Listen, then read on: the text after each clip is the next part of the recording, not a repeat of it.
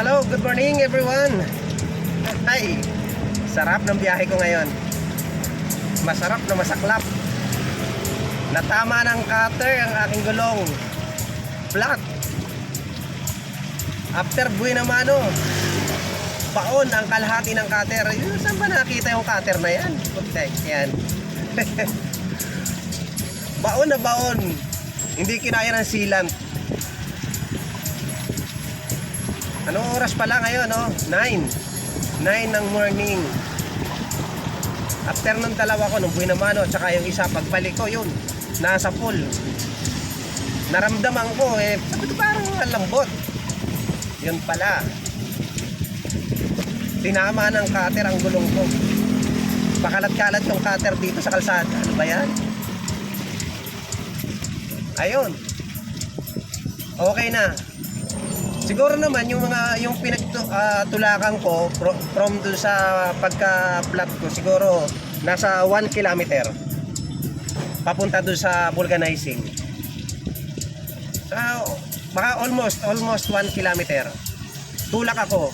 Pagdating ko dun sa vulcanizing, uminom ako tubig kasi kinakapos yung hininga ko. Ikaw ba naman nagtulak almost 1 kilometer? Bale yung na-flat ko, yung mismong sa likod na gulong, yung sa main. Hindi yung sa side wheel. Kung sa side wheel, okay. Kaso nandito talaga sa aking likod. Kaya yun, sa pool. Okay, diretso tayo ng biyahe. Talagang kasama talaga sa biyahe yun. Pinalagyan ko ng sealant. Bali ang sealant inaabot ako na 175. Mahal naman ang sealant doon, kaso wala tayong magagawa kasi nga andun sa vulcanizing wala naman tayong daladalang sealant araw-araw kaya 80 plus 175, so nasa 300 plus yung aking ginastos doon. Tapos yung kinita ko nasa 100 na higit lang, so ayos lang, basta malaga safe.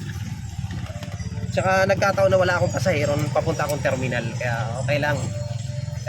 Ayun, yun ang experience ko ngayong umaga. Maambon-ambon pa, hindi maganda yung kahapon galing ako coding, kaya okay lang. Okay, thank you guys sa inyong panonood. Thank you sa support. Okay, bye.